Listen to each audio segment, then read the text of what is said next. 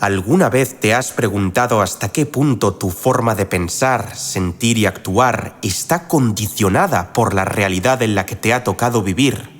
¿O qué habría sido de ti como ente consciente si hubieras nacido hace 100 años en Estados Unidos, 500 años en Francia o 2000 años en Oriente Medio?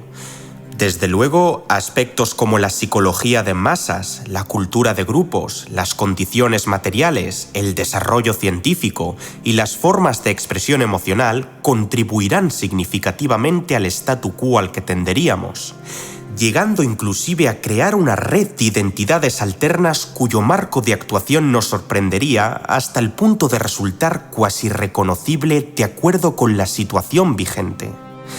La psicóloga americana Claire Graves comenzó a investigar en el año 1992 lo que denominaría con el apelativo de teoría de los niveles de la existencia humana.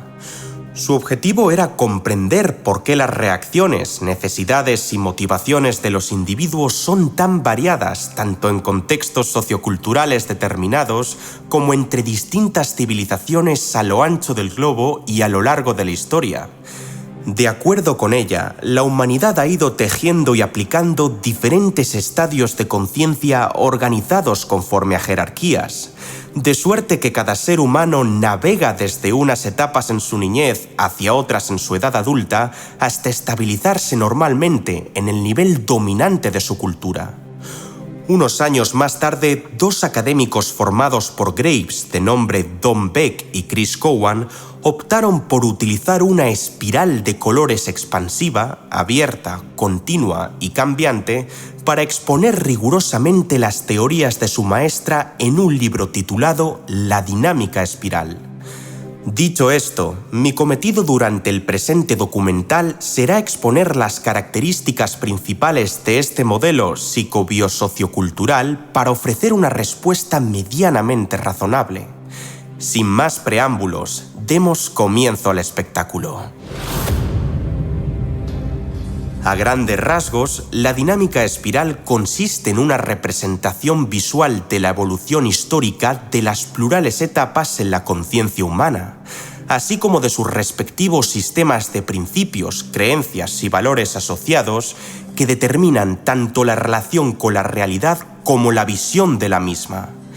Acorde a Beck y Cowan, la dinámica espiral también hace eco de la naturaleza dialéctica del pensamiento humano, bien en su continua evolución o en su regreso cíclico al punto de partida en busca de apoyo. La psicología del ser humano maduro es un proceso emergente, oscilante, mudable y marcado por la progresiva subordinación de los sistemas de comportamiento más antiguos a los sistemas de orden vanguardistas a medida que avanzamos en la línea temporal. Dicho de otro modo, los problemas existenciales del individuo estándar cambian. Cada vez que saltamos de un nivel a otro, una fracción considerable de los viejos modos de pensar y sentir se vuelve casi incompatible con los vigentes. Y es que muchas veces ni siquiera somos conscientes de la existencia de otras formas de aprender la realidad más allá de nuestras culturas habituales, y por ende, tendemos a estimar los propios valores como si fueran universales y atemporales. Frederick Laloux expone en tono ilustrativo que, desde la antigüedad hasta el medioevo, los hombres estaban convencidos de que ellos no tenían el mismo número de dientes que las mujeres. Tan solo tras el surgimiento e instalación del pensamiento científico y racional como marco dominante en Occidente, se nos hizo sensato que solo hay que contar para saber. Sin embargo, lo que hoy nos parecerían razonamientos evidentes, verbigracia, hallar evidencia empírica que respalde nuestras elucubraciones varias, no fueron ni mucho menos espontáneos para nuestros antepasados. De hecho, Laloux planteó que los paradigmas que prevalecerán en el futuro próximo serán tan distantes de los actuales como la Ilustración lo es respecto a la Edad Media, y para más INRI, es el enfrentamiento ante circunstancias particularmente apremiantes lo que permite al hombre desarrollar nuevas cosmovisiones con objeto de procesar problemas que habrían sido irresolubles con el antiguo marco de referencia. En línea con la comparativa anterior, la cura de enfermedades pasó de ser un asunto que acometía a chamanes y sacerdotes a estar a cargo de personas especializadas en aplicar métodos paliativos con base en una colección masiva de conocimientos, metodologías y destrezas que han superado un mínimo consenso por parte de la comunidad científica. Otros acontecimientos como la caída del Imperio Romano, la Revolución Francesa, el final de la Segunda Guerra Mundial o la expansión de Internet podrían ser buenos ejemplos de transformaciones en la consciencia colectiva de civilizaciones enteras. Según los autores, el énfasis en las condiciones vitales como elemento esencial para la progresión intersistémica resalta que ningún nivel es inherentemente positivo o negativo, bueno o malo, sino más bien una respuesta para adaptarse al ambiente local que termina estructurando la sociedad. El modus vivendi más adaptativo y funcional de un ciudadano de la antigua Grecia no es el mismo que el de la era victoriana, la época franquista o la Unión Soviética. Al fin y al cabo, es la evolución de las exigencias del entorno natural y social lo que ha ido propagando la sucesiva aparición de las ideas que prevalecen en la mente de las personas en sus correspondientes contextos. Acorde al modelo de la espiral dinámica, cada uno de los 8 eslabones que se describirán en breves instantes incorpora elementos de los anteriores, al menos en el caso de una expresión sana. En suma, es posible observar una evolución alternante entre sistemas de valores centrados en el sacrificio propio en beneficio del colectivo y sistemas de valores individualistas que privilegian la autoexpresión. Dicho esto, la pregunta más importante a considerar a partir de ahora es: ¿por qué ocurre tal o cual conducta dentro de un nivel específico? Sin más dilación, procederé a examinar cada uno de ellos por separado. Color beige, modo instintivo. Se trata del estrato básico de supervivencia en el que se da prioridad a necesidades primarias como la alimentación, el calor, el sexo, la seguridad, etc. De ahí que el comportamiento instintivo, autónomo y arcaico, impulsado por complejos programas cerebrales, instintos y genética, sea el eje de un modus operandi centrado en la gratificación inmediata, con un mínimo impacto sobre el medio ambiente y con escasa conciencia de sí mismo como ser diferenciado. El modo instintivo está presente desde el Paleolítico Medio y desde 100.000 años antes de Cristo, entre las primeras formas sociales humanas, recién nacidos, ancianos seniles, personas extremadamente traumatizadas, pacientes de Alzheimer en etapas avanzadas. En definitiva, su existencia está orientada a sobrevivir. Color violeta, modo tribalista. Se trata de una metodología organizativa en tribus étnicas que buscan mantener la seguridad social en un mundo percibido como lugar amenazante, imbuido de poderes misteriosos y habitado por espíritus. En efecto, el presente paradigma está formado por creencias animistas, es decir, tanto ciertos objetos de uso cotidiano como los elementos del mundo natural, véase, montañas, ríos, cielos, plantas, rocas, animales, etc., pueden estar dotados de consciencia o alma.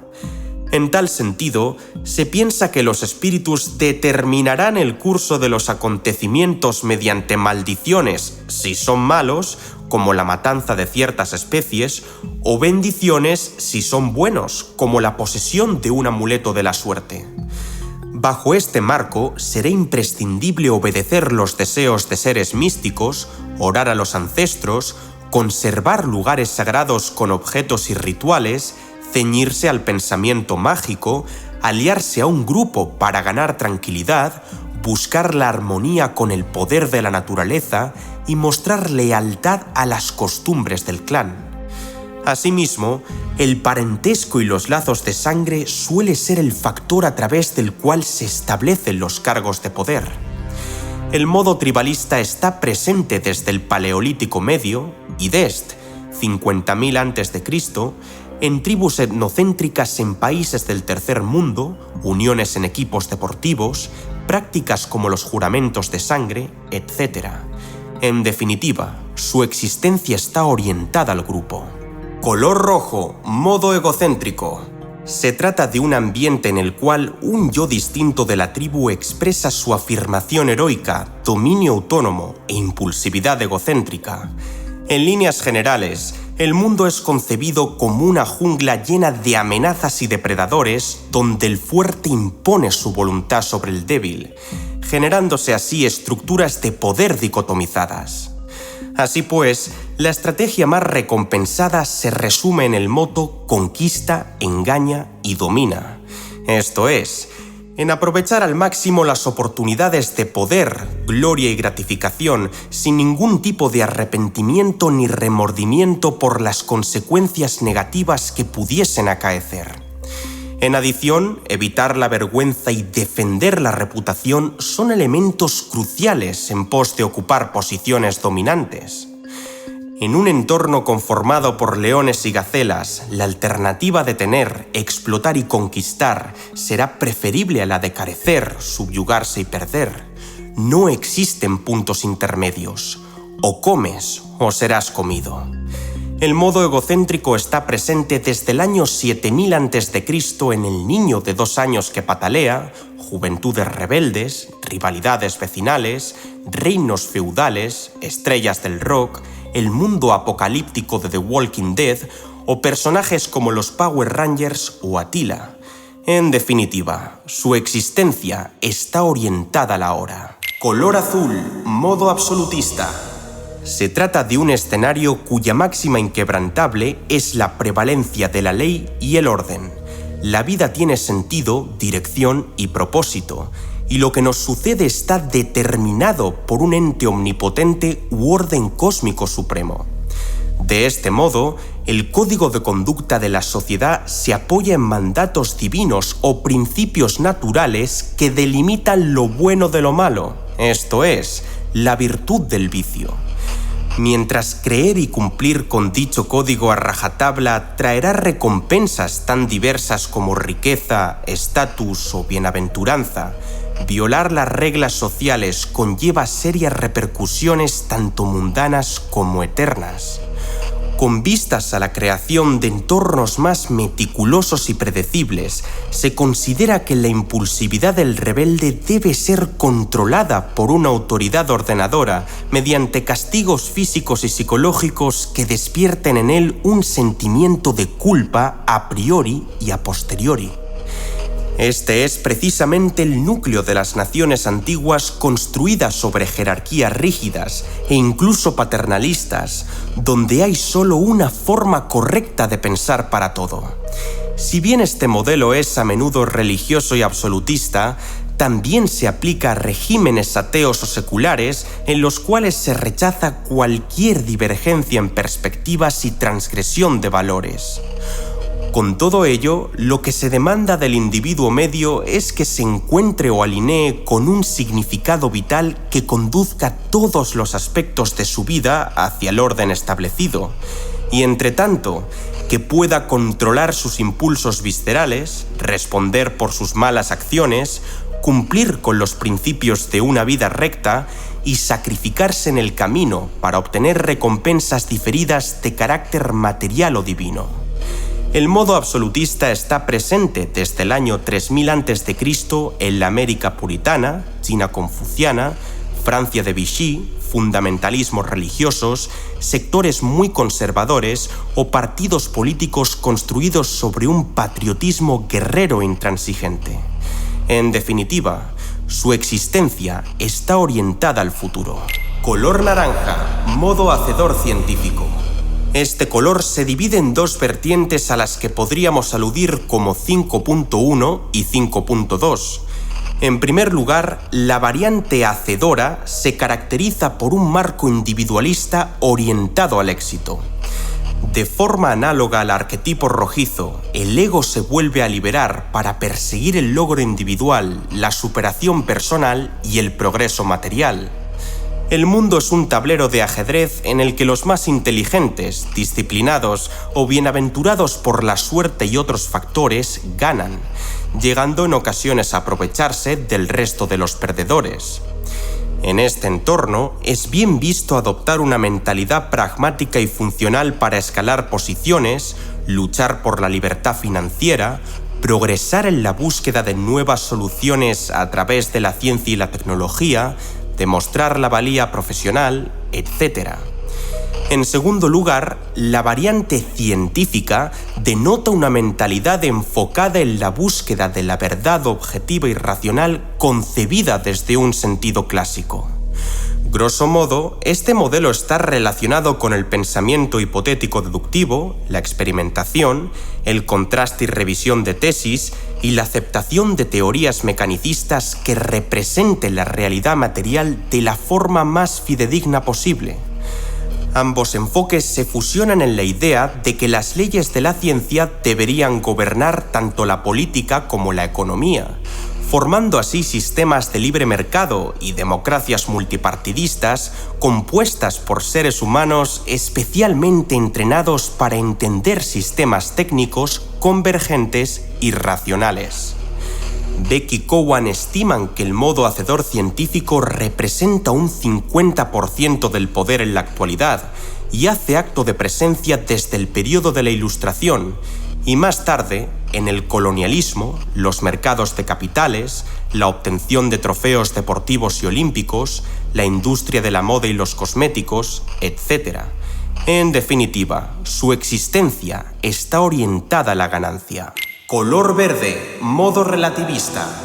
Se trata de un paradigma centrado en la importancia del vínculo humano, la emergencia de una fuerte sensibilidad ecológica, de la lógica del trabajo en red y, a la postre, el retorno al bienestar comunitario.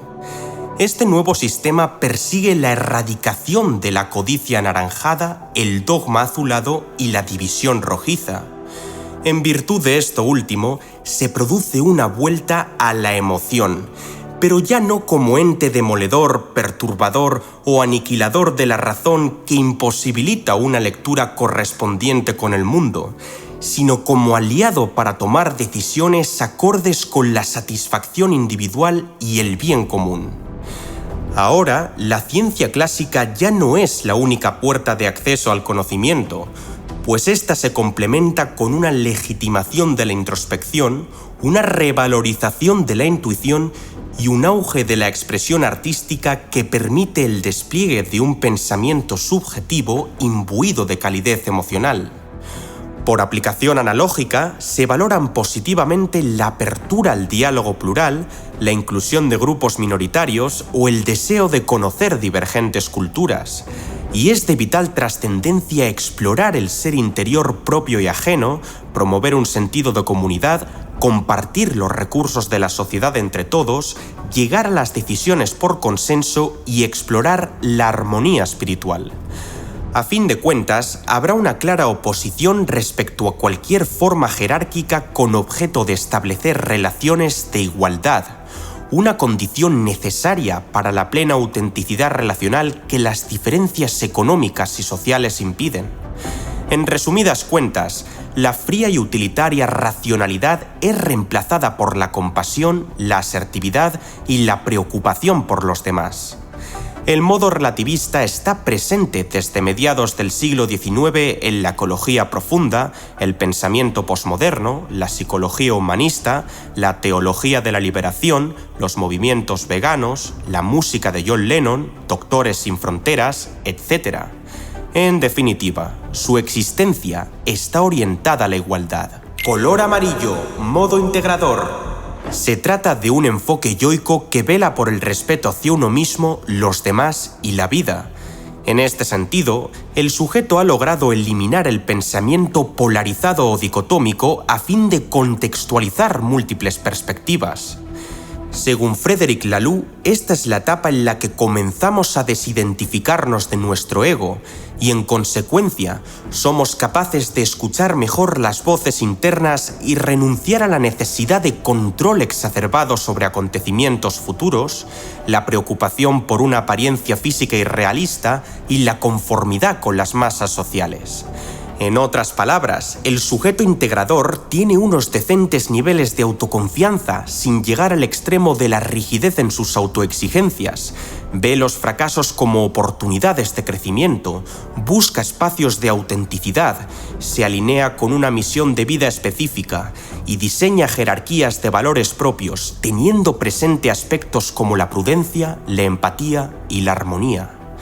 Así, estamos hablando de un ente que acepta la inevitabilidad de los flujos y estructuras naturales, encuentra el punto de equilibrio entre posturas conflictivas, ejerce su libertad política sin dañar a los demás ni caer en un excesivo egoísmo y se centra en la funcionalidad, la flexibilidad, la espontaneidad y la competencia. Quienes hayan tenido la oportunidad de echar un ojo al documental sobre el locus de control bilocal y multidimensional habrán captado muy rápido este arquetipo. El modo integrador está presente desde 1950 en la breve historia del tiempo de Stephen Hawking, la teoría del caos, los parques ecoindustriales, el enfoque sistémico de Peter Checkland. En definitiva, exige sistemas eclécticos y abiertos, orientados a la mutualidad. Color turquesa, modo holístico. Se trata de un planteamiento sumamente abstracto en el que el individuo equilibra delicadamente las fuerzas externas e internas por medio de una mentalidad empírica, transubjetiva y colaboradora.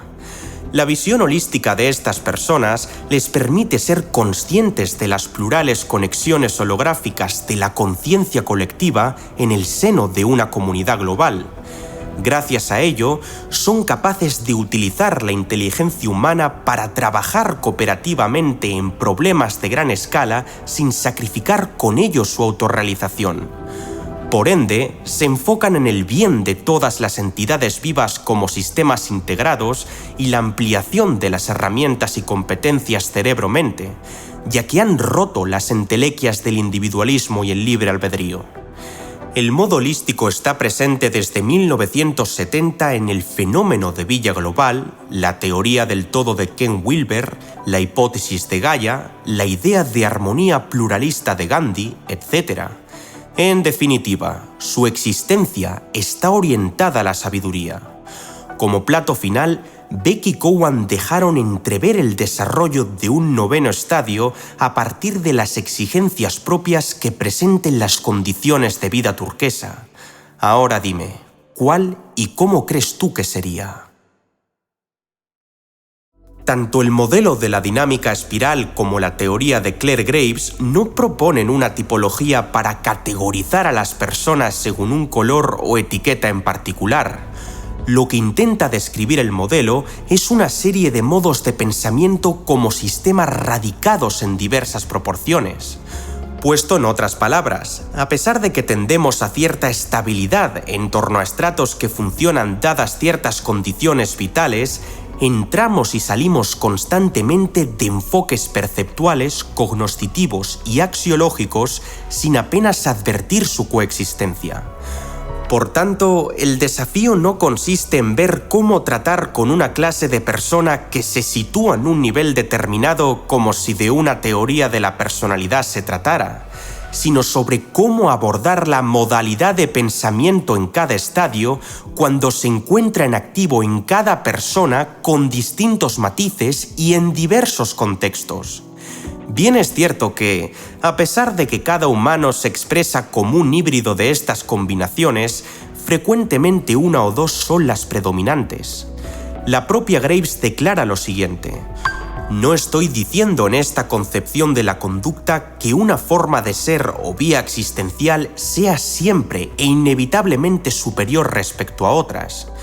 En su lugar, pretendo expresar que, cuando un modelo de existencia se adapta mejor que sus alternativas a la realidad circundante, entonces se considerará el más pragmático y funcional para con la misma. En caso contrario, Otra forma jerárquica superior o inferior se convertiría en la más deseable. No obstante, yo también sugiero y creo profundamente que los peldaños más altos son mejores que los bajos en lo que al bienestar del ser humano en su conjunto y a largo plazo se refiere. Habida cuenta de ello, el objetivo principal de cualquier sociedad debería ser promover movimientos espirales hacia arriba. Recapitulando, la dinámica describe una sucesión emergente y laberíntica de sistemas anidados, y no una escalera de desarrollo vinculada exclusiva y necesariamente a una edad, época o cultura en particular. Dicho esto, no hay ninguna ley general ni para el movimiento ascendente ni para el estancamiento. En verdad, se puede considerar una sucesión probable mientras los seres humanos avanzan y retroceden en busca de cierta congruencia y equilibrio según su realidad. Por supuesto, la concepción de la dinámica espiral no está libre de críticas. Para comenzar, filósofos metamodernistas como Daniel Gortz y Emil Fries señalan que el modelo proporciona conocimientos únicos, pero peca de coordinar demasiadas dimensiones a la hora de describir cada estrato o bin-min paradigmático. Por su parte, otros autores colocan a los expertos en el área como magos espirales que orbitan predominantemente en las capas más elevadas, desde donde pueden analizar y diseñar implementaciones integrales a favor de todas las partes implicadas, generando consensos multinivel que integren las diferentes cosmovisiones y empleando códigos e ideas resonantes hacia donde ellos consideren interesante. En su defensa, el coautor Chris Cowan señaló que ciertos críticos terminan interpretando erróneamente la espiral como una jerarquía de dominación donde se pueden extraer ideas discriminatorias, eugenésicas o transhumanistas, en vez de imaginarla como una jerarquía de funciones, a saber, como una representación arbórea y dialéctica de sistemas multiestratificados en distintos niveles de complejidad. De hecho, creo conveniente destacar que este tipo de modelos intentan articularse al paradigma de la complejidad propuesto por Edgar Morin, o mismamente, como expresiones del pensamiento complejo que se hallan todavía en una protofase de desarrollo científico y académico. Para entender mejor el intento de convergencia transdisciplinaria, es menester tratar la noción de complejidad en un documental aparte.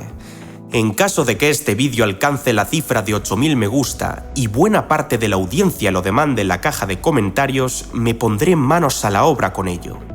Entretanto, me despido con uno de los pasajes más emblemáticos de José Ortega y Gasset a modo de síntesis.